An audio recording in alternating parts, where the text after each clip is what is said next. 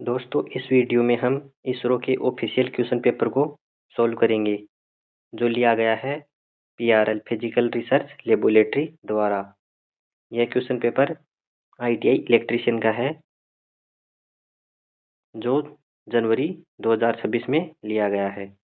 तो हम इसके एक एक क्वेश्चन सॉल्व करेंगे। तो शुरू करते हैं। यहाँ पर पहला क्वेश्चन दिया गया है। पहला क्वेश्चन है यहाँ पर, जो शुष्क स्थिति में मानव शरीर द्वारा दी जाने वाली न्यूनतम प्रतिरोध लगभग कितना होता है। तो शुष्क स्थिति में मानव का रेजिस्टेंस होता है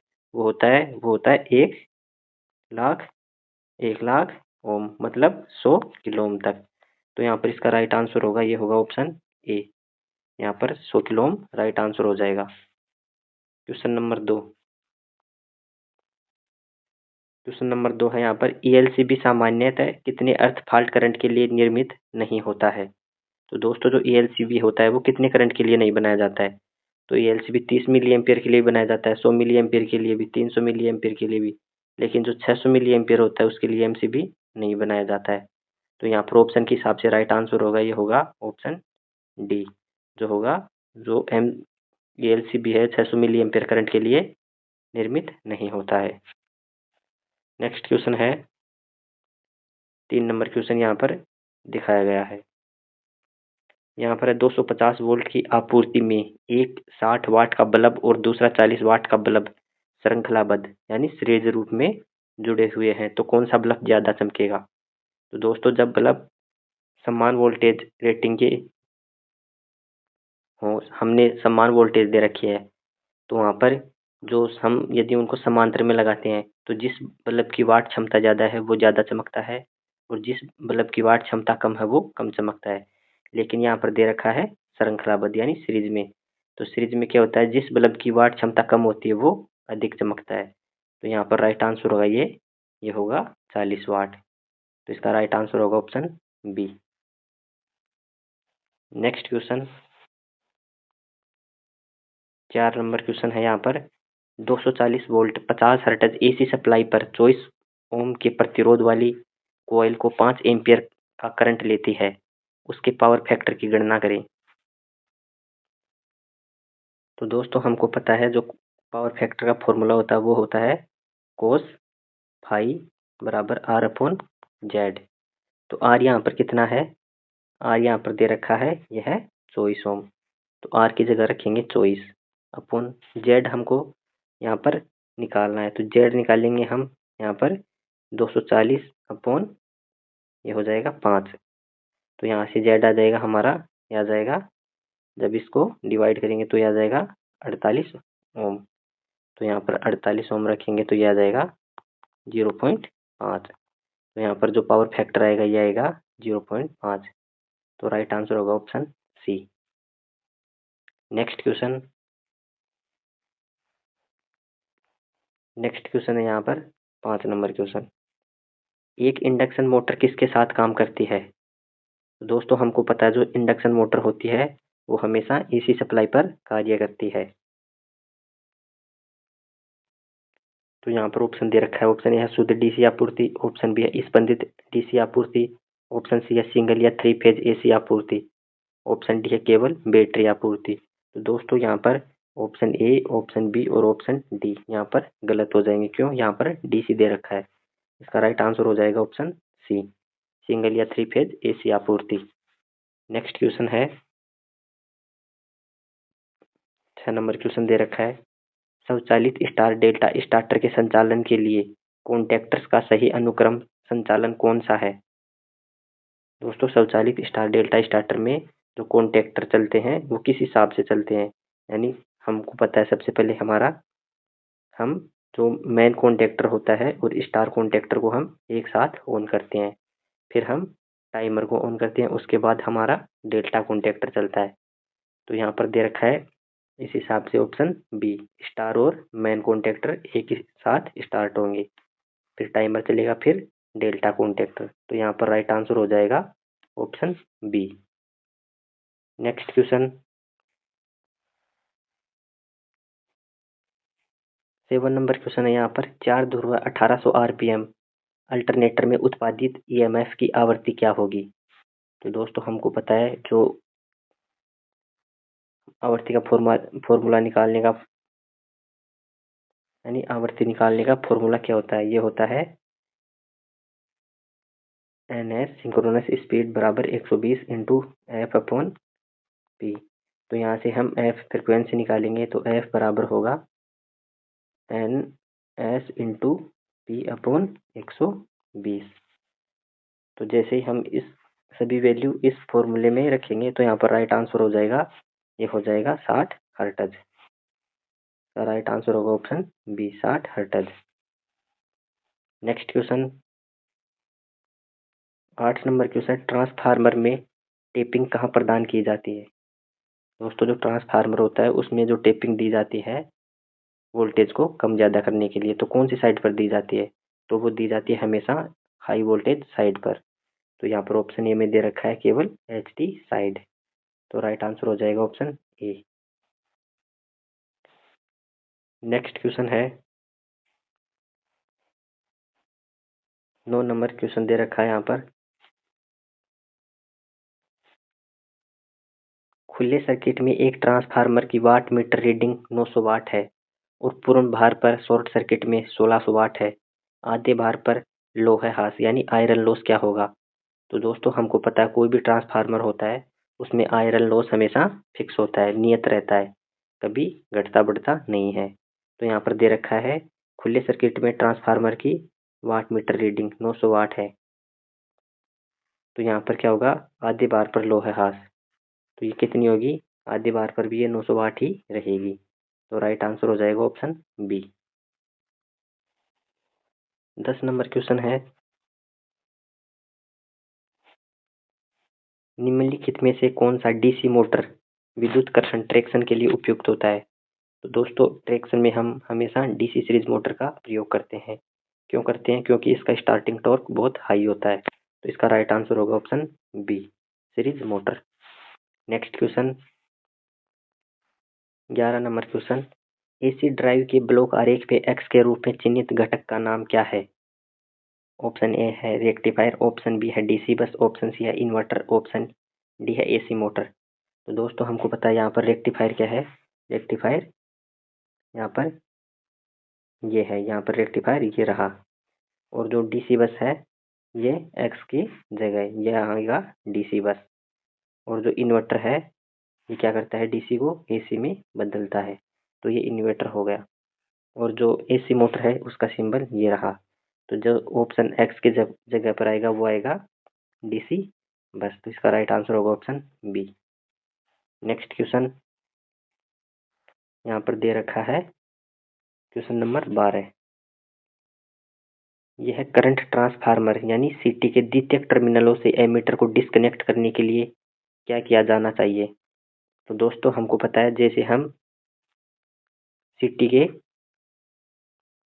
टर्मिनलों से एमीटर को हम डिस्कनेक्ट करते टाइम क्या करना चाहिए, टर्मिनलों को शॉर्ट कर देना चाहिए। तो यहाँ पर ऑप्शन बी दे रखा है, एमीटर को डिस्कनेक्ट करने से पहले सीटी के टर्मिनलों को शॉर्ट करें। तो यहाँ पर राइट आंसर होगा ऑप्शन बी। यहाँ पर एमीटर के डिस्कनेक्ट करने से पहले टर्मिनलों को शॉर्ट करने का मतलब क्या हुआ कि शॉर्ट क्यों करना चाहिए। तो शॉर्ट करने का अर्थ है कि जो सीटी होती है उसकी सेकेंडरी वाइंडिंग को हाई वोल्टेज से बचाने के लिए। नेक्स्ट क्वेश्चन है यहाँ पर 13 नंबर क्वेश्चन,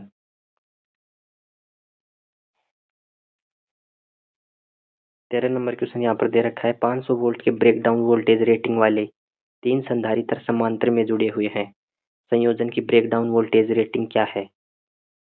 तो दोस्तों यहाँ पर बता रखा है कि 500 वोल्ट के वोल्टेज के हैं,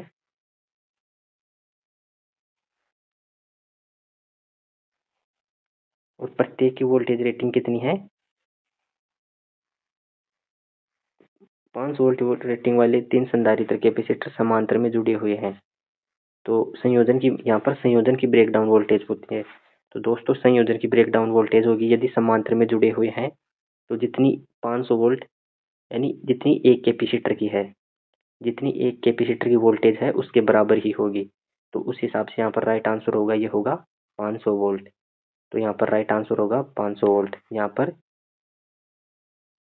1000 वोल्ट नहीं होगा, 707 वोल्ट भी नहीं होगा, 1500 वोल्ट भी नहीं होगा। जो एक संधारित्र की वोल्टेज रेटिंग है उसके बराबर ही होगा। नेक्स्ट क्वेश्चन है 14 नंबर क्वेश्चन दे रखा है,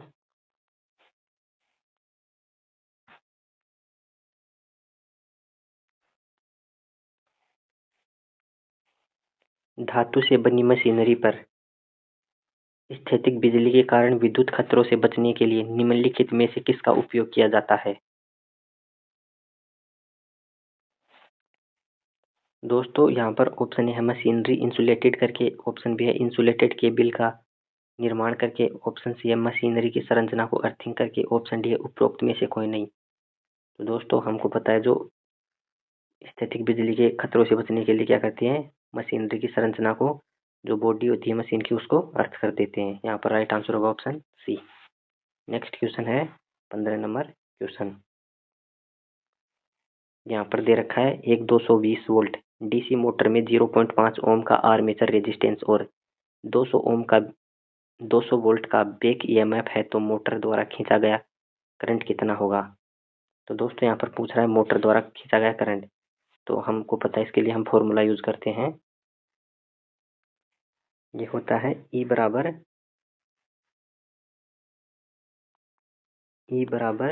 V माइनस IA/RA। यहाँ पर पूछा है मोटर का द्वारा खींचा गया करंट यानी IA पूछा है, तो यहाँ पर IA बराबर होगा E minus V upon RA। तो जैसे ही सभी वैल्यू हम इस फॉर्मूले में रखेंगे तो यहाँ पर राइट आंसर होगा इसका, ये होगा 40 एम्पियर। राइट आंसर होगा ऑप्शन ए। नेक्स्ट क्वेश्चन दे रखा है 16 नंबर क्वेश्चन है। यहाँ पर कौन सा उपकरण एक स्विच के रूप में कार्य करता है लेकिन सिग्नल को बढ़ा नहीं सकता। ऑप्शन ए है मॉसफेट, ऑप्शन बी है JFET, ऑप्शन सी है रिले, ऑप्शन डी है BJT। तो दोस्तों यहाँ पर जो स्विच के रूप में कार्य करता है ये होती है रिले, लेकिन ये सिग्नल को बढ़ा नहीं सकती। तो राइट आंसर होगा option C. Next question 17 number question है। यहाँ पर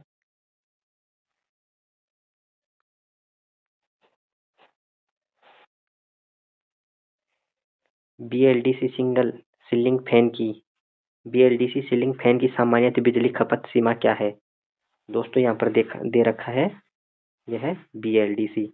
तो BLDC के लिए क्या होता है, जो वाट क्षमता होती है वो कम होती है, और जो हम घर में हम AC वाले फैन यूज करते हैं, जो स्थायी कैपेसिटर फैन होती है, इनकी जो रेटिंग होती है वो होती है 60 से 70 वाट तक, लेकिन जो BLDC फैन होती है इनकी रेटिंग होती है 20 से 40 वाट। तो यहाँ पर इसका राइट आंसर होगा ऑप्शन ए। यहाँ पर 20 से 40 वाट की ये खपत करते हैं। नेक्स्ट क्वेश्चन है 18 नंबर क्वेश्चन। 18 नंबर क्वेश्चन देखेंगे हम, जब सिलिका जेल पूरी तरह से नमी से संतृप्त होता है तो यह किस रंग में बदल जाता है। दोस्तों नमी सोखने के बाद सिलिका जेल का रंग हो जाता है, ये हो जाता है नीला से गुलाबी। जब इसमें नमी नहीं होती तब यह रहता है नीले रंग का, जब यह नमी सोख लेता है तब यह बन जाता है गुलाबी रंग का। तो इसका राइट आंसर होगा यहाँ पर, ये होगा option B, blue to pink. Next question 19 number question.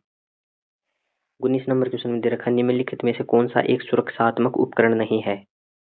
दोस्तों जो हमारी परिपथ की सुरक्षा नहीं कर सकता। ऑप्शन ए है फ्यूज, यह सुरक्षा उपकरण होता है। ऑप्शन बी है कॉन्टेक्टर, तो दोस्तों ये कॉन्टेक्टर है, ये सुरक्षा उपकरण में नहीं आता है, ये आता है होल्डिंग उपकरण में। तो यहाँ पर इसका राइट आंसर होगा ऑप्शन बी। MCB होती है ये भी सुरक्षा उपकरण है, और RCCB होती है ये भी सुरक्षा उपकरण है। तो यहाँ पर राइट आंसर होगा ऑप्शन बी।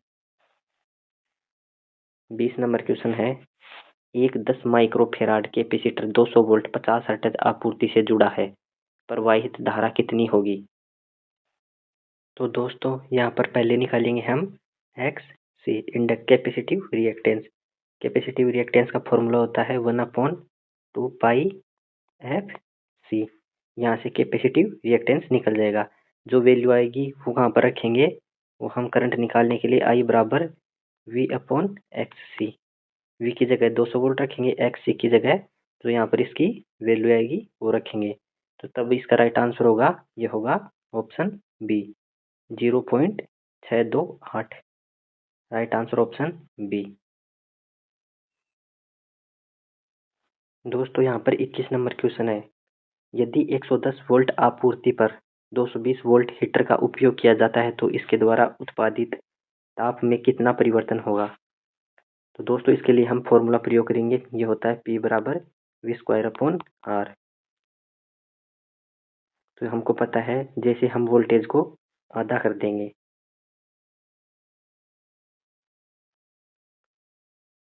तो क्या होगा, यदि वोल्टेज आधा हो जाएगा यानी वोल्टेज को आधा कर देंगे तो पावर में क्या होगा, ये हमारा 1/4 गुना कम हो जाएगा। तो उत्पादित ताप यहाँ पर कितना होगा, ये होगा 1/4। यहाँ पर पावर कितना हो जाएगा, 1/4 हो जाएगा। तो यहाँ पर राइट आंसर होगा option C. Next question 22 number question है, कम और मध्यम वोल्टेज वाले भूमिगत केबल कितनी गहराई पर बिछाई जानी चाहिए। यदि दोस्तों भूमिगत केबल है और वह कम और मध्यम वोल्टेज के लिए प्रयोग की गई है तो उसको उसकी गहराई होनी चाहिए, वो होनी चाहिए 0.75 मीटर। यहाँ पर राइट आंसर होगा option A. Next question 23 number question दे रखा है, किस स्थिति को अनुनादी RLC सर्किट कहा जाता है। तो दोस्तों अनुनादी सर्किट उसे कहा जाता है जब इंडक्टिव रिएक्टेंस यानी XL बराबर XC, यदि इंडक्टिव रिएक्टेंस कैपेसिटिव रिएक्टेंस के बराबर हो जाता है तो वही स्थिति होती है अनुनादी स्थिति। उस टाइम क्या होता है कि जो परिपथ हमारा ये पूर्ण रेजिस्टिव हो जाता है और जो परिपथ में है करंट मैक्सिमम हो जाता है और जो परिपथ का पावर फैक्टर है वो इकाई हो जाता है। तो इसका राइट आंसर होगा यहाँ पर, ये होगा ऑप्शन सी XL बराबर XC। नेक्स्ट क्वेश्चन, जब 3 फेज प्रणाली ग्राउंडेड नहीं होती है और एक लाइन टू ग्राउंड फॉल्ट होता है तो अन्य 2 सही फेज के वोल्टेज का क्या होगा। ऑप्शन ए है बढ़ेगा, ऑप्शन बी है घटेगा, ऑप्शन सी है अप्रभावित रहेगा, ऑप्शन डी है उपरोक्त में से कोई नहीं। तो दोस्तों जो अन्य 2 फेज हैं उनमें वोल्टेज क्या होगा, वो बढ़ जाता है। यहाँ पर होगा right answer option A. Next question है 25 नंबर क्वेश्चन। ऑप्शन यहाँ पर दे रखे हैं, क्वेश्चन दे रखा है डीसी मोटर में बल गुण यानी टॉर्क के समानुपाती कौन सा है। दोस्तों हमको पता है जो डीसी मोटर होती है उसमें ये होता है आर्मेचर करंट या फील्ड फ्लक्स के समानुपाती होता है टॉर्क। तो इस हिसाब से यहाँ पर राइट आंसर होगा, ये होगा ऑप्शन डी। ऑप्शन डी यहाँ पर राइट आंसर हो जाएगा, आर्मेचर करंट टॉर्क समानुपाती होता है आर्मेचर करंट और फ्लक्स के। इस हिसाब से right answer option D. Next question 26 number question है कि घरेलू आपूर्ति का वोल्टेज 240 वोल्ट है, यह संख्या दर्शाता है। तो दोस्तों 240 वोल्ट क्या दर्शाता है, ये दर्शाता है एक आरएमएस मान। जो आरएमएस मान वैल्यू होती है वो दर्शाएगा। तो यहाँ पर राइट आंसर हो जाएगा option B, RMS value. Next question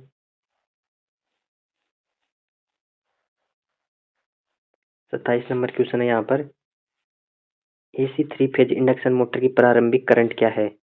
दोस्तों हमको पता है जो 3 फेज इंडक्शन मोटर होती है इसका स्टार्टिंग करंट होता है ये पूर्ण करंट का 5 से 6 गुना होता है। 5 से 6 गुना स्टार्टिंग कितना होता है, 5 से 6 गुना होता है। तो यहाँ पर ऑप्शन ए दे रखा है 1 से 2 गुना, ऑप्शन बी दे रखा है 2 से 3 गुना, ऑप्शन सी है यहाँ पर 3 से 4 गुना, ऑप्शन डी है इनमें से कोई नहीं। तो दोस्तों यहाँ पर राइट आंसर होगा ऑप्शन डी। यहाँ पर कितना है, इनमें से कोई नहीं। स्टार्टिंग करंट कितना होता है, ये होता है 5 से 6 गुना। नेक्स्ट क्वेश्चन है यहाँ पर 28 नंबर क्वेश्चन, 3 फेज 4 तार प्रणाली में किसी भी 2 फेजों के बीच अनुमानित सामान्य वोल्टेज क्या है यदि line to neutral voltage 230 volt हो।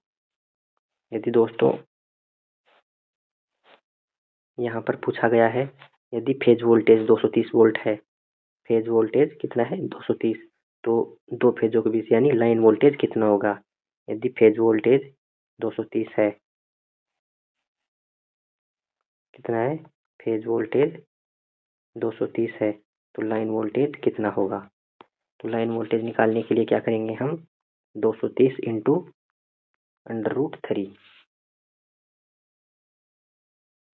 तो जब √3 का मान होता है 1.732, जब 230 को हम 1.732 से मल्टीप्लाई करेंगे तो यहाँ पर राइट आंसर होगा इसका, ये होगा 400 volt. Option B right answer. Next question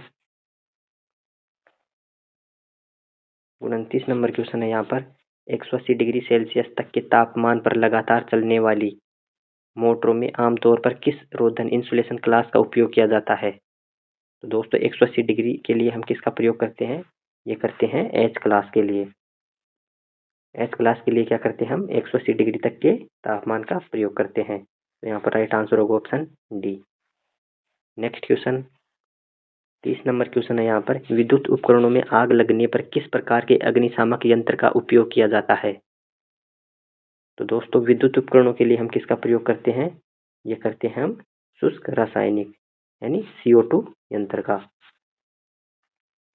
CO2 होता है, ये होता है विद्युत रोधी यानी कार्बन डाइऑक्साइड होता है, ये विद्युत रोधी होता है। तो इसका प्रयोग हम किस में करेंगे, विद्युत आग को बुझाने के लिए।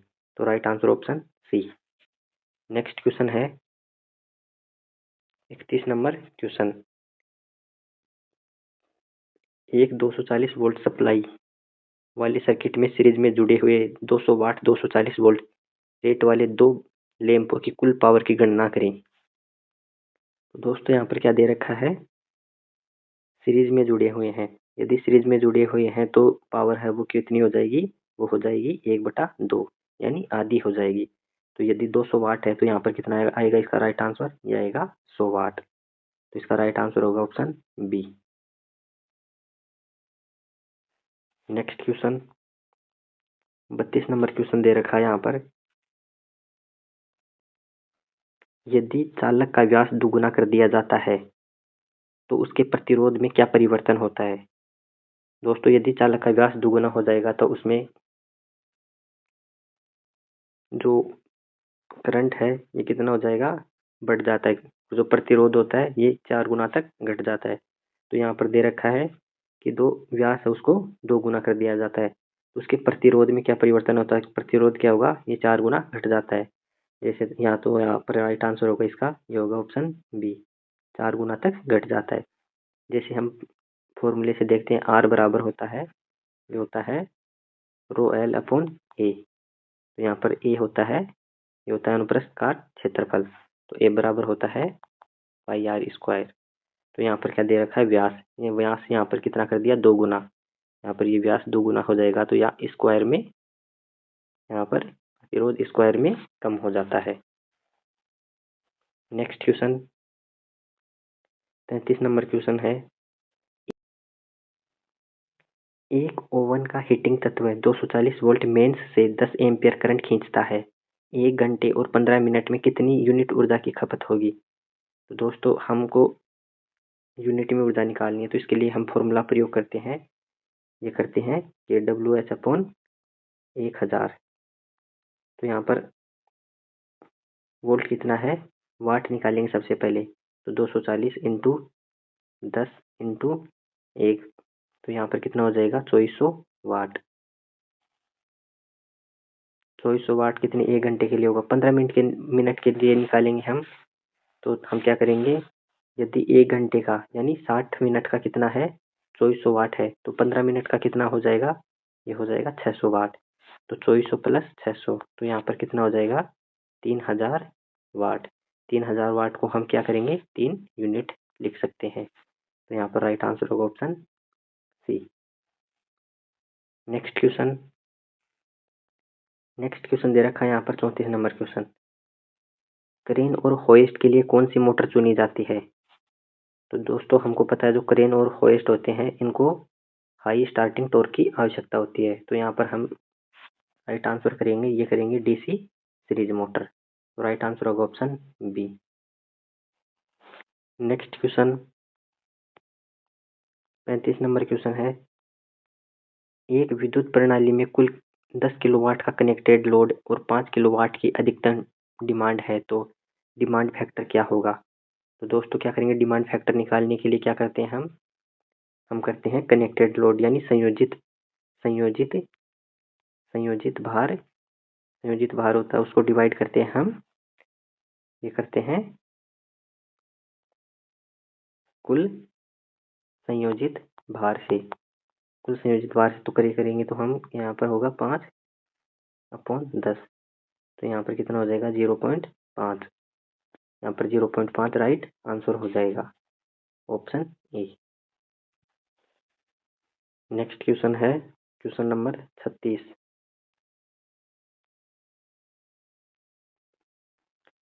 3 phase 415 volt 50 hertz star system का केवीए में आभासी यानी एपरेंट पावर की गणना करें यदि लाइन करंट 0.8, पावर फैक्टर 0.8 है और जो एम्पियर है करंट है वो 16 एम्पियर है। तो दोस्तों यहाँ पर क्या करेंगे, हम अपरेंट पावर निकालने के लिए क्या करते हैं,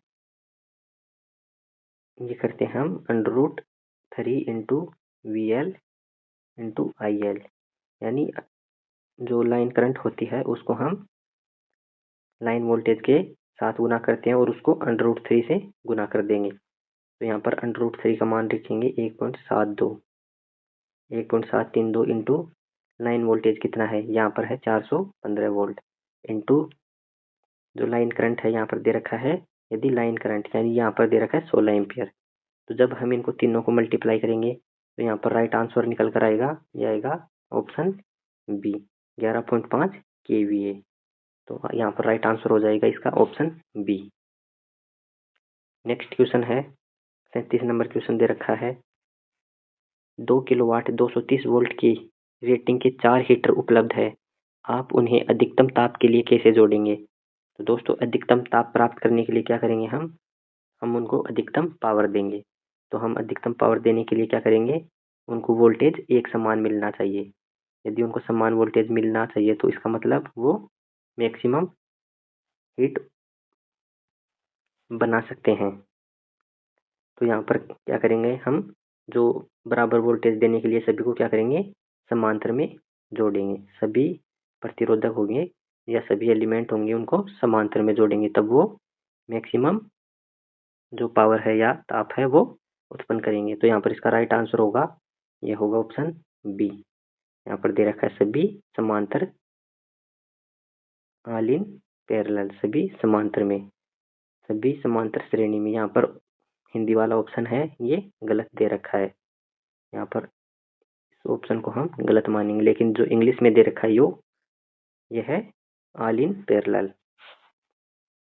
नेक्स्ट क्वेश्चन है 38 नंबर क्वेश्चन। 38 नंबर क्वेश्चन है यहाँ पर दोस्तों, बुकोलज रिले संचालित होता है जब बड़ी आंतरिक त्रुटि होती है, चुंबकीय परिपथ की संतृप्ति होती है, ओवरलोड होता है, लाइन पर त्रुटि होती है। तो दोस्तों जो बुकोलज रिले होती है ये ट्रांसफार्मर में होती है। तो ये बड़ी आंतरिक त्रुटि होती है जब ट्रांसफार्मर में तब संचालित होती है। तो इसका राइट आंसर होगा ऑप्शन ए।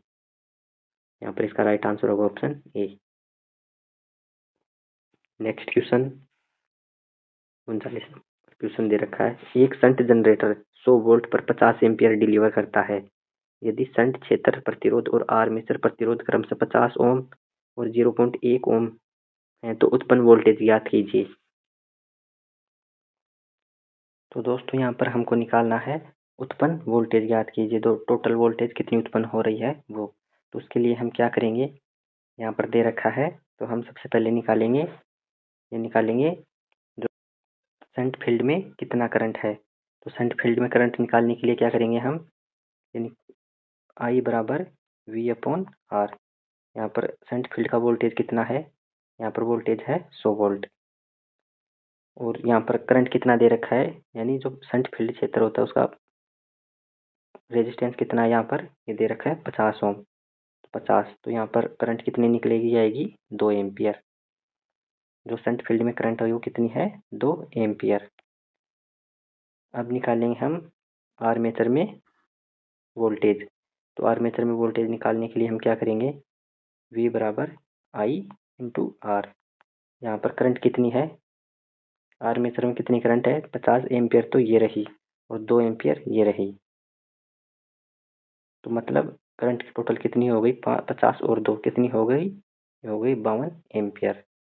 इंटू रेजिस्टेंस कितना है, यहाँ पर दे रखा आर्मेचर का रेजिस्टेंस है, ये है 0.1 ओम। तो 0.1 से इसको मल्टीप्लाई कर देंगे, यहाँ पर वोल्टेज आ जाएगा, यहाँ आ जाएगा 5.2 वोल्ट। तो दोस्तों उत्पन्न वोल्टेज यानी टोटल वोल्टेज कितनी हो जाएगी, 100 वोल्ट तो पहले से जनरेट कर रहा था, 100 वोल्ट तो पहले से जनरेट, और जो 5.2 वोल्ट है ये इसमें ऐड हो जाएगी। तो यहाँ पर टोटल वोल्टेज हो जाएगी, ये हो जाएगी 105.2 वोल्ट। यहाँ पर इसका राइट आंसर हो जाएगा, ये होगा ऑप्शन ए, 105.2 volt. Next question 40 number question है, लेड एसिड सेल को कितने से नीचे डिस्चार्ज नहीं किया जाना चाहिए। ऑप्शन ए है 2.3, ऑप्शन बी है 2.2, ऑप्शन सी है 2 वोल्ट, ऑप्शन डी है 1.8 वोल्ट। तो दोस्तों जो लेड एसिड सेल होता है उनको 1.8 वोल्ट से नीचे डिस्चार्ज नहीं करना चाहिए। यदि हम इससे नीचे डिस्चार्ज करेंगे तो फिर उनको चार्ज करना बहुत मुश्किल हो जाएगा। तो यहाँ पर इसका राइट आंसर होगा ऑप्शन डी। 41 नंबर क्वेश्चन है यहाँ पर, यह 4 पोल डीसी मोटर के आसन्न ध्रुवों में विपरीत ध्रुवता कैसे प्राप्त करते हैं। दोस्तों जो डीसी मोटर होती है उसके प्रत्येक पोल में विपरीत ध्रुवता कैसे प्राप्त की जाती है, तो की जाती है उसमें करंट को अलग करके, यानी करंट की दिशा को, करंट को अलग दिशा में प्रवाहित करके। तो इसका राइट आंसर होगा यहाँ पर ऑप्शन डी। नेक्स्ट क्वेश्चन है 42 नंबर क्वेश्चन, यहाँ पर दिया गया है कि प्राथमिक टर्न 400 और द्वितीयक टर्न 100 वाले ट्रांसफार्मर के लिए द्वितीयक में बहने वाली धारा की गणना करें यदि प्राथमिक से 20 एम्पियर धारा बह रही है।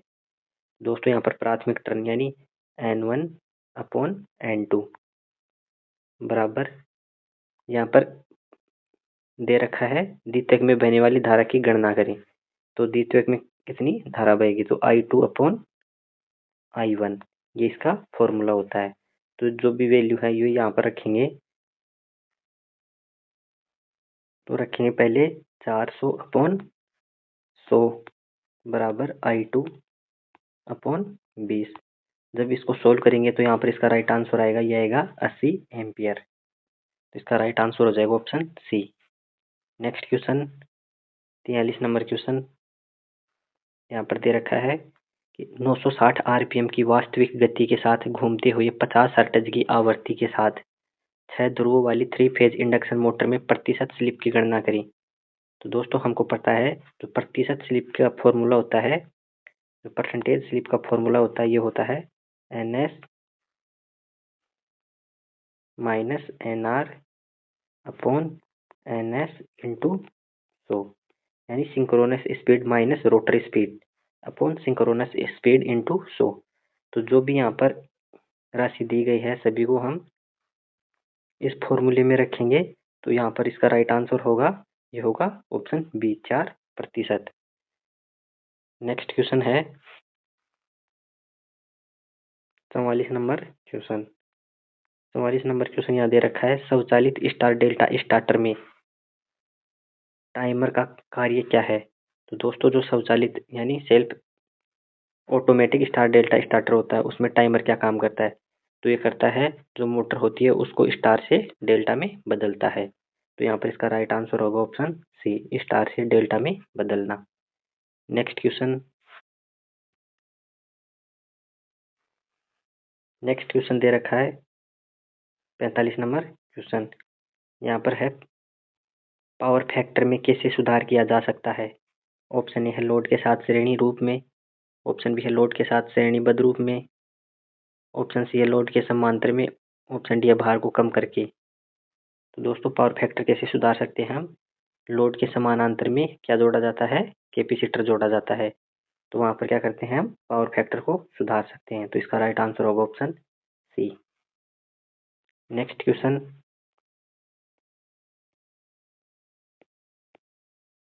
46 नंबर क्वेश्चन दे रखा है, फुल वेव रेक्टिफायर की रिपल आवृत्ति f क्या है यदि f इनपुट आवृत्ति है। यदि यहाँ पर f इनपुट आवृत्ति दे रखी है तो इसकी रिपल आवृत्ति क्या होगी। दोस्तों फुल वेव रेक्टिफायर के लिए क्या होती है, ये होती है रिपल आवृत्ति होती है f बराबर 2 इंटू f इनपुट, यानी इनपुट फ्रिक्वेंसी इंटू 2 होता है फुल वेव के लिए। यदि यहाँ पर हाफ वेव होता तो उसके लिए होता f इनपुट और f आउटपुट बराबर होती हैं। यहाँ पर f आउटपुट और f इनपुट बराबर होती हैं। यहाँ पर राइट आंसर होगा ऑप्शन सी। नेक्स्ट क्वेश्चन है 47 नंबर क्वेश्चन दिया है कि दिए गए सर्किट में प्रतिबाधा की गणना कीजिए यदि R बराबर 5 ओम, XL 36 ओम, XC 24 ओम है।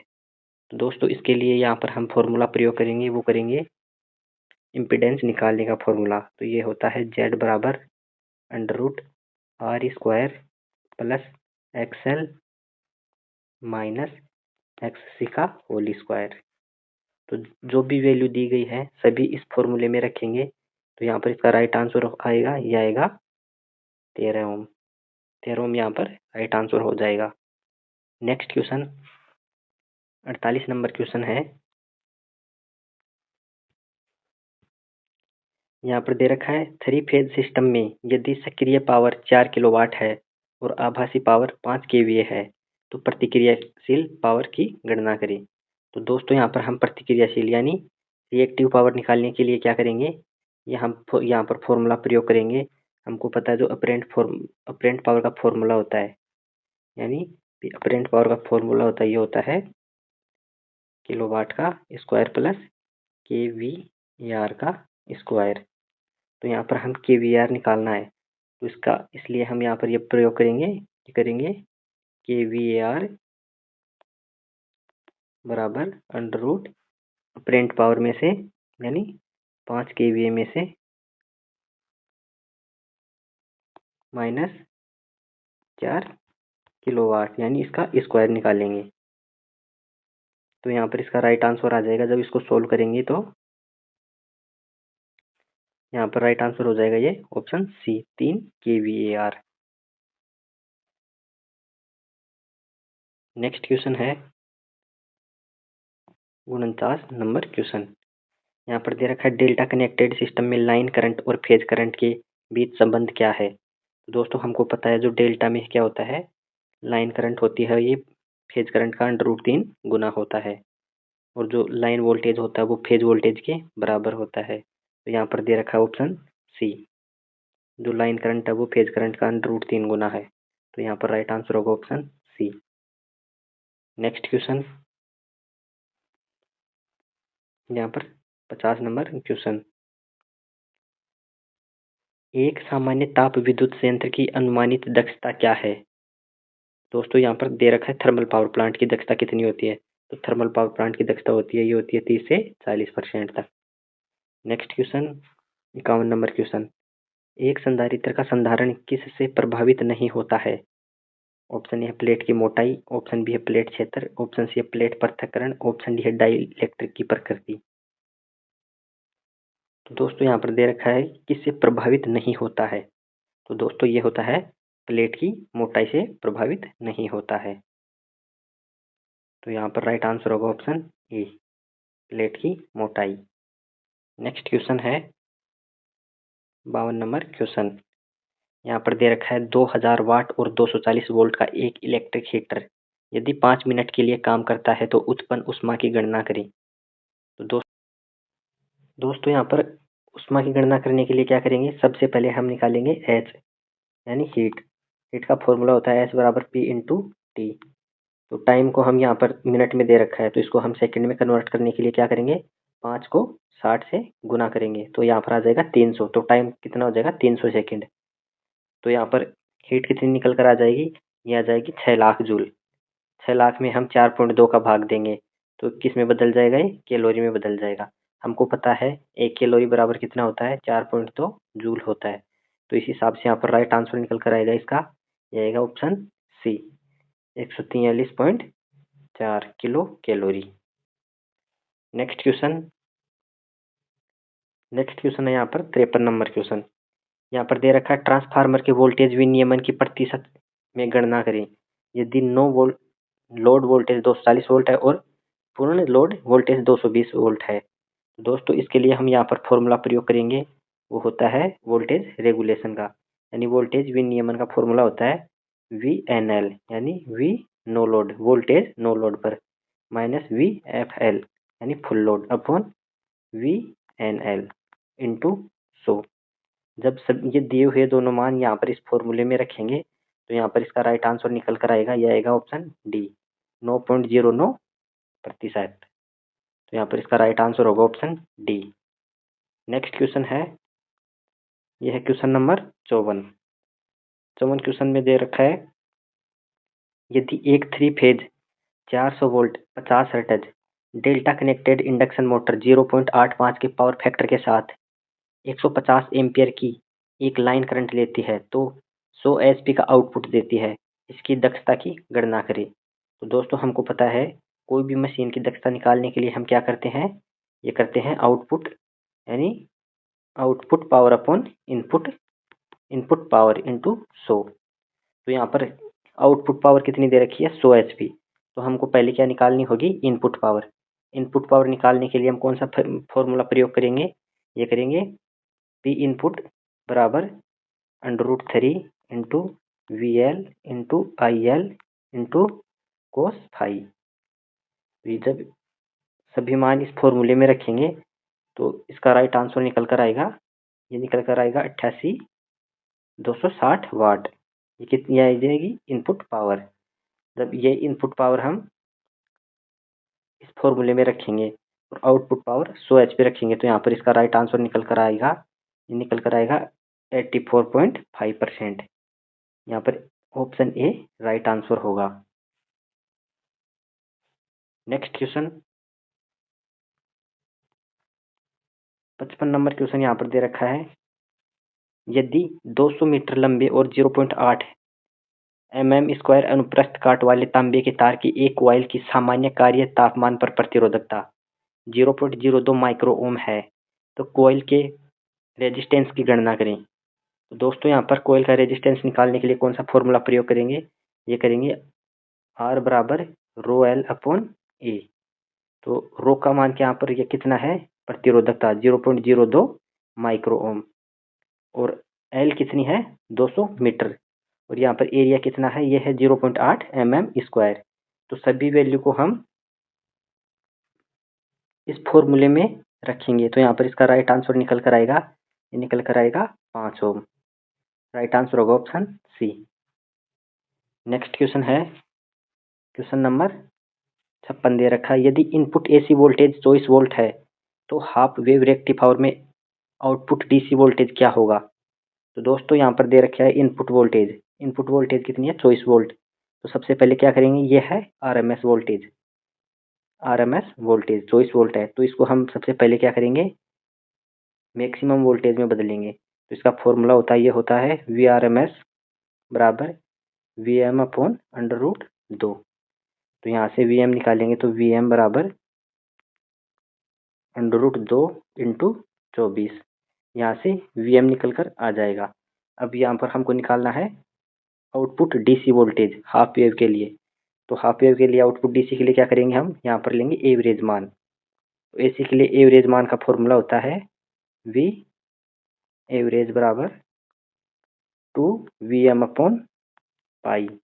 यदि यहाँ पर हाफ वेव दे रखा है तो यहाँ पर कितना कर देंगे हम 2 से डिवाइड कर देंगे। यहाँ से 2 से डिवाइड करने पर 2 से 2 कट जाएगा और जो ये VM है यहाँ पर VM दे रखा है, इसकी वैल्यू इस VM की जगह रखेंगे और फिर हम पाई का मान रखेंगे 3.14।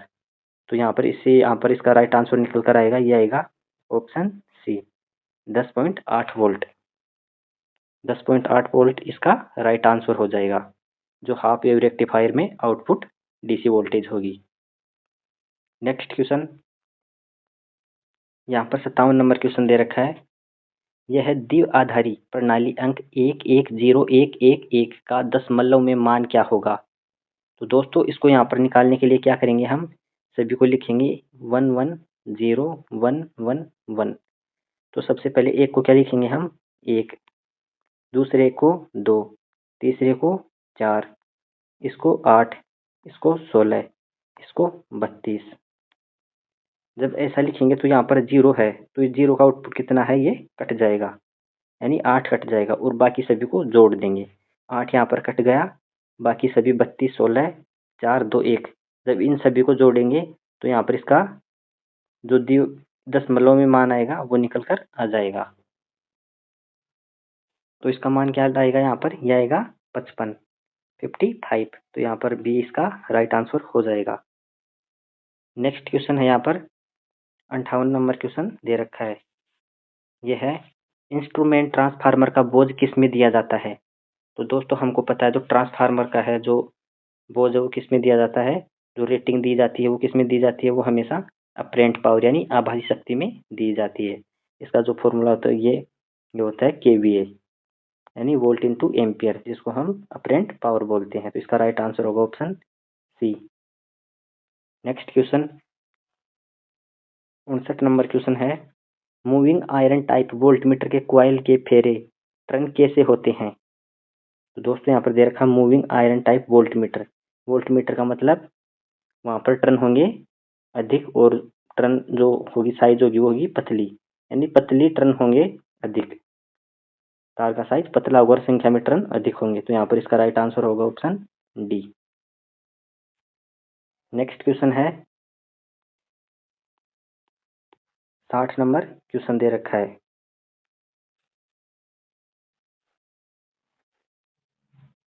यदि 0.8 के लेगिंग पावर फैक्टर वाले सिंगल फेज लोड में पावर को मापते समय सीटी अनुपात 100:5 और पीटी अनुपात 1100:110 वोल्ट का उपयोग करके वाट मीटर की रीडिंग 100 वाट आती है तो फिर लोड द्वारा खपत की जाने वाली बिजली कितनी होगी। दोस्तों सबसे पहले हम यहाँ पर अनुपात को सॉल्व करेंगे। सीटी के लिए कितना है 100:5। जब 100 को 5 से डिवाइड करेंगे तो यहाँ पर आएगा 20। जब हम 1100 को 110 से डिवाइड करेंगे तो यहाँ पर आएगा 10। और यहाँ पर वाट मीटर की रीडिंग कितनी दे रखी है 100 वाट। जब हम तीनों को गुना करेंगे इनको यानी मल्टीप्लाई करेंगे 100 इंटू 20 इंटू 10 तो यहाँ पर कितना आ जाएगा 20,000 वाट यानी 20 किलोवाट। 20 किलोवाट यहाँ पर राइट आंसर हो जाएगा। तो इसका राइट आंसर होगा ये ऑप्शन सी। नेक्स्ट क्वेश्चन है 61 नंबर क्वेश्चन दे रखा है यहाँ पर किसी चालक में धारा का प्रवाह किसके गति के कारण होता है। तो दोस्तों ये नॉन टेक्निकल पार्ट स्टार्ट हो गया। 61 से लेकर 80 तक क्वेश्चन होंगे ये नॉन टेक्निकल क्वेश्चन होंगे। तो यहाँ पर दे रखा है तो इसका राइट आंसर होगा ये होगा इलेक्ट्रॉन। का राइट आंसर क्या होगा ऑप्शन डी इलेक्ट्रॉन, यानी किसी चालक में धारा का प्रवाह किसके कारण होता है, वो होता है इलेक्ट्रॉन्स के कारण। 62 नंबर क्वेश्चन है यहाँ पर हीरा किसका एक अपर रूप है। तो दोस्तों हीरा होता है ये कार्बन का अपर रूप होता है। Right answer option D.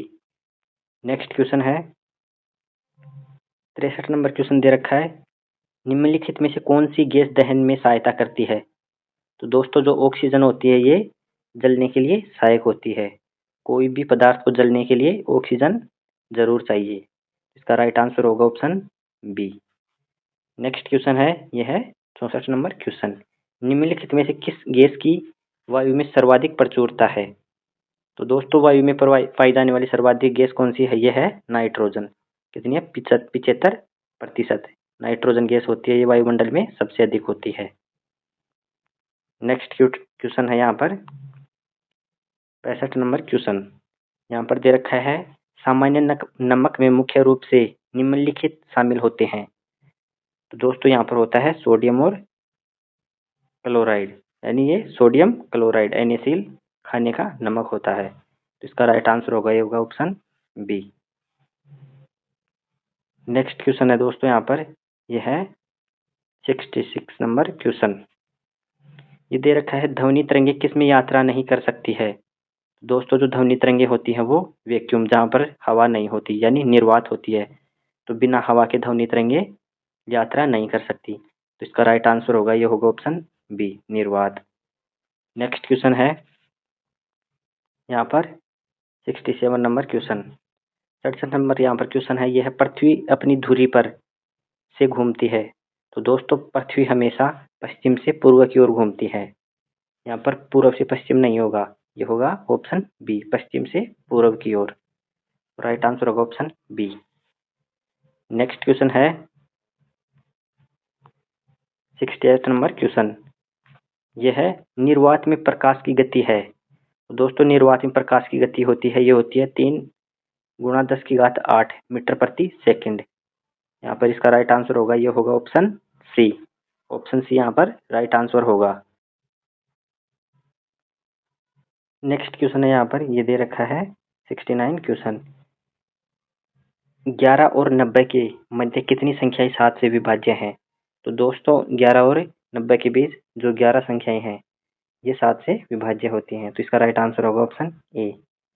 Next question है, यह है 70 नंबर क्वेश्चन, यदि ए और बी विषम संख्याएं हैं तो निम्नलिखित में से कौन सम संख्या होगी।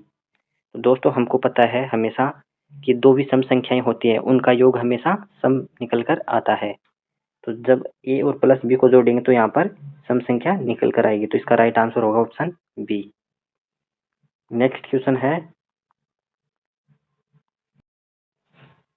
दोस्तों यहाँ पर 71 नंबर क्वेश्चन है, यह 16, 24, 36 और 54 का लघुत्तम समापवर्ती होगा। तो दोस्तों इसका राइट आंसर होगा यहाँ पर, ये होगा 432। इसका राइट आंसर होगा ऑप्शन डी। एलसीएम कितना आएगा इसका, ये आएगा 432। नेक्स्ट क्वेश्चन है, यह है 72 नंबर क्वेश्चन, यहाँ पर दे रखा है इसको घटाना है। तो जब इसको इसमें से घटाएंगे तो इसका राइट आंसर आएगा, ये आएगा ऑप्शन सी। नेक्स्ट क्वेश्चन है 73 नंबर क्वेश्चन, यहाँ पर दे रखा है, यदि 3x + y = 19 और x - y = 9 है तो y का मान कितना होगा। तो दोस्तों यहाँ पर y का मान निकालने के लिए क्या करेंगे हम, सबसे पहले दोनों समीकरण हैं, इन दोनों समीकरणों को जोड़ेंगे। तब जोड़ेंगे तो ये क्या होगा, y से y कट जाएगा। जब y से y कट जाएगा तो 3x को हम 3x और x ये दोनों जुड़ जाएंगे, क्या कितने हो जाएंगे, 4x बराबर 19 और 9 ये जुड़कर कितने बन जाएंगे, ये हो जाएंगे 28। तो x बराबर आ जाएगा, x का मान आ जाएगा 7। जब इसको 28 से डिवाइड करेंगे तो इसका मान आ जाएगा 7 x का। जब x का मान हम कोई भी समीकरण में रखेंगे, यानी हम x - y = 9 में x का मान रखेंगे, तो यहाँ पर रखेंगे 7 - y = 9। तो -y = 9 - 7, तो इसका राइट आंसर आ जाएगा, यह आ जाएगा -2। -2 यहाँ पर राइट आंसर हो जाएगा। नेक्स्ट क्वेश्चन है यहाँ पर 74 नंबर क्वेश्चन दे रखा है, 1 सेकंड 1 घंटे का कितना अंश होगा। तो दोस्तों 1 सेकंड 1 घंटे का ये होता है 1/3600। 1/3600 इसका राइट आंसर आ जाएगा। नेक्स्ट क्वेश्चन है, यह है 75 नंबर क्वेश्चन, यहाँ पर दे रखा है, यदि क्रय मूल्य विक्रय मूल्य का 96% है तो लाभ प्रतिशत कितना होगा। तो दोस्तों इसका राइट आंसर यहाँ पर आ जाएगा, यह आ जाएगा 4.17% इसका राइट आंसर हो जाएगा। नेक्स्ट क्वेश्चन है यहाँ पर 76 नंबर क्वेश्चन 76, यदि एक लड़का 9 किलोमीटर प्रति घंटे की चाल से दौड़ता है तो 35 मीटर की भुजा वाले वर्गाकार मैदान का एक चक्कर लगाने में उसे कितना समय लगेगा। तो दोस्तों उसको कितना समय लगेगा, यदि यहाँ पर 35 मीटर उसकी भुजा दे रखी है और 9 किलोमीटर प्रति घंटे की चाल से दौड़ता है, तो यहाँ पर इसका राइट आंसर आ जाएगा, यह आ जाएगा, उसको लगने वाला समय है 56 सेकेंड। डी यहाँ पर इसका राइट आंसर हो जाएगा। नेक्स्ट क्वेश्चन है यहाँ पर 77 नंबर क्वेश्चन दे रखा है, 1/3 का कितना प्रतिशत 1/2 होगा। तो दोस्तों ये इसका राइट आंसर होगा, ये आएगा कितना हुआ, ये होगा 150%। 150% इसका राइट आंसर आ जाएगा।